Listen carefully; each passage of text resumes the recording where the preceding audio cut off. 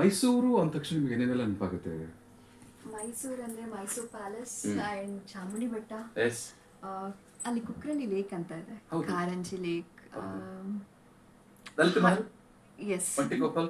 ಒಂಟಿಕೊಪ್ಪಲ್. ದುಡ್ಡಿದ್ರೆ ಲಲಿತ ಮಹಲ್, ಇಲ್ದಿದ್ರೆ ಒಂಟಿಕೊಪ್ಪಲ್. ಹೌದು. Correct? S. Akashvani ಯಾವತ್ತಾದ್ರೂ ಹೋಗಿದ್ರಾ? ಆಕಾಶವಾಣಿ ಹೋಗಿಲ್ಲ, ಬಟ್ ಅಲ್ಲಿ ನಾನು ಯೂಶಲಿ ಟ್ರಾವೆಲ್ ಮಾಡಬೇಕಾದ್ರೆ ಆಕಾಶವಾಣಿ ಸ್ಟಾಪ್ ಅಂತಾನೆ Correct. ನಾನು ಸ್ಟಾಪ್ ಆದಾಗ್ಲೆಲ್ಲ ನೋಡೋದು ಆಕಾಶವಾಣಿ. ಅಲ್ಲಿಂದ ಆರಂಭವಾದಂತ ನಿಮ್ ಜರ್ನಿ ಸಿನಿಮಾಕ್ಕೆ ಹೇಗೆ ಅಟ್ರಾಕ್ಟ್ ಆದ್ರಿ ನೀವು? ನನಗೆ ನಾನು ಸಣ್ಣವಳಿದ್ದಾಗಲೇ ತುಂಬ ಆಸೆ ಇತ್ತು, ಲೈಕ್ ಆ್ಯಕ್ಟರ್ ಆಗಬೇಕು, ಒಳ್ಳೆ ಒಳ್ಳೆ ಸಿನಿಮಾಗಳನ್ನ ಮಾಡಬೇಕು, ಒಳ್ಳೆ ಒಳ್ಳೆ ಆ್ಯಕ್ಟರ್ಸ್ ಜೊತೆ, ಡೈರೆಕ್ಟರ್ಸ್ ಜೊತೆ ಲೈಕ್ ವರ್ಕ್ ಮಾಡಬೇಕು ಅನ್ನೋದು ತುಂಬ ಆಸೆ ಇತ್ತು. ಅಲ್ಲಿ ನಮ್ಮದು ಡ್ಯಾನ್ಸ್ ಡ್ರಾಮಾ ಅಂತ ನಾವು ಎವ್ರಿ ಇಯರ್ ಸ್ಟೇಜ್ ಡ್ರಾಮಾಸ್ ಎಲ್ಲ ಮಾಡ್ತೀವಿ.